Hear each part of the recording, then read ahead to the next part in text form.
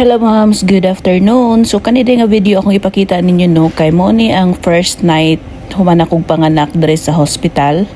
Dayon kuan nanganak ko og Thursday afternoon tapos pagka Thursday night kami rang duha sa bata na bilin diha sa room kay si Richard og ang duha nako ka kids ako gipapauli gipakatulog nako sa balay mga 25 minutes raman pod ang gilayon.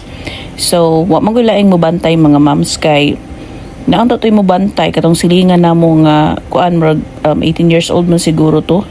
Dayon di man sad ko 100% kid nga mosalig bitaw kanang nakoy doubt unsa ba sabi tawag ani basta dili jud ko mahimutang lain mo bantay labi na nga wa jud ko kay labi taw personally nga walay deep connection inana ba. So ka-decide jud ko nga si Richard na lang yun akong pabantay yun during the night kay pwede man unta to nga matulog sila sa kwarto. Silang tulo pwede kaming upat kung dako ang kwarto nya kay isa raman ka bed ang kuan ang nakuha namo kay katong duha ka beds na room wala may available. So katong nanganak ko ni Brooke before like 5 years ago dako to nga room mong nakuha two bathroom og kanang duha pod siya ka bed.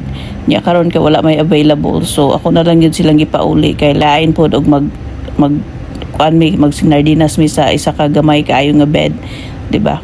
So ako na lang silang gipauli. At least kanang kuan ko na ko'y peace of mind nga ilang daddy ilang kauban, dili laing tawo, di ba?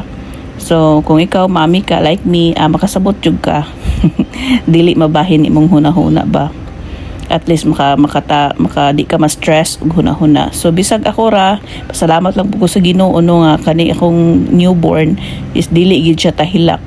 Di gyud as in until now like 1 week na gikan sa pagpanganak di gyud siya kana bitang gasi maghilak ana. So salamat kay sa Ginoo nga okay kaayo siya.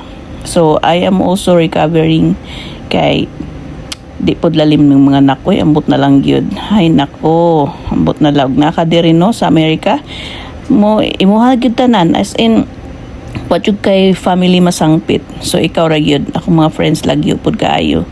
So ako ra lang gyud laban inahan laban bye.